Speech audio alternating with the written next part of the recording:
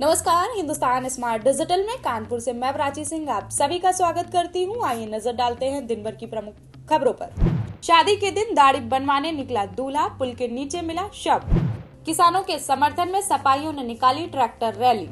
शहर में थमा कोरोना का कहर, दिन भर में 2 की मौत, मिले 20 संक्रमित। सड़क दुर्घटना के बाद सड़क पर पड़े घायल को मंत्री ने अपनी स्कॉट से पहुंचाया अस्पताल। कोरोना वैक्सीन लगाने के लिए वॉलंटियर्स की भीड़, 73 और को लगाई गई वैक्सीन। अब जानते हैं खबरें विस्तार से। रायपुरवा में रविवार की शाम घर से दाढ़ी बनवाने निकला दूल्हा संदिग्ध परिस्थितियों में लापता हो गया। सोमवार की दोपहर कैंट गंगा पुल के नीचे उसका शव पड़ा मिला। इससे शादी वाले घर में मातम छा गया और परिजनों का हाल रो रो कर बुरा हो गया। रायपुरवा शक्कर मिल खलवा निवासी काली प्रसाद उन्नाव जनपद में पुलिस लाइन में फॉलोअर है। रविवार को उनके बड़े बेटे मुरारी लाल की शादी थी। बारात अंबेडकर नगर जानी थी।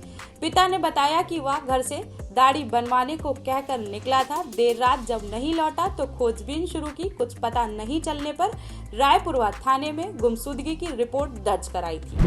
समाजवादी पार्टी के राष्ट्रीय अध्यक्ष अखिलेश यादव के आह्वान पर सपा कार्यकर्ताओं ने किसान आंदोलन का समर्थन किया। इसके साथ ही किसानों के साथ मिलकर रामा देवी से ट्रैक्टर रैली भी निकाली।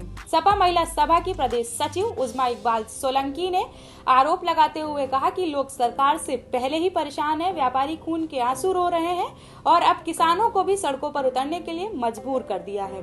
वहीं पुलिस ने सपा विधायकों को नजरबंद करके रखा। इसके साथ ही कुछ सपा कार्यकर्ताओं को थाने उठा ले गई। शहर में कोरोना की चाल धीरे धीरे नियंत्रित हो रही है। मरने वालों की संख्या में भी कमी आ रही है।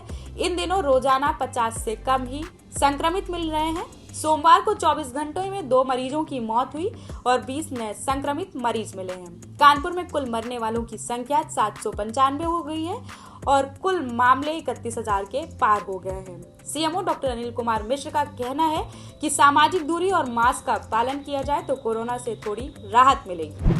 कोयला नगर हाईवे पर एक अनियंत्रित वाहन ने बाइक में टक्कर मार दी, जिससे बाइक सवार एक युवक की मौत हो गई और दूसरा गंभीर रूप से घायल हो गया।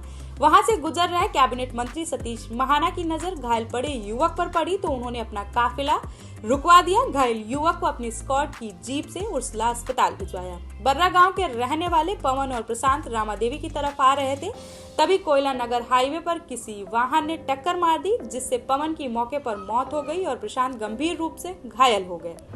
कोरोना वैक्सीन लगवाने के लिए वॉलंटियर्स में होड़ मच गई। सुबह से ही प्रखर अस्पताल में वॉलंटियर्स की भीड़ पहुंचने लगी। देर रात तक 73 वॉलंटियर्स को वैक्सीन लगाई गई। इसके साथ ही 1 दर्जन डॉक्टर्स और पैरामेडिकल स्टाफ को भी वैक्सीन लगाई गई है। 73 वॉलंटियर्स में 3 को छोड़कर किसी में कोई बदलाव नहीं देखा गया, जबकि 3 वॉलंटियर्स में सुस्ती का एहसास हुआ है। कोरोना वैक्सीन BBV 152 के ट्रायल के लिए मुंबई और दिल्ली की टीम उपस्थित हुई है। धन्यवाद।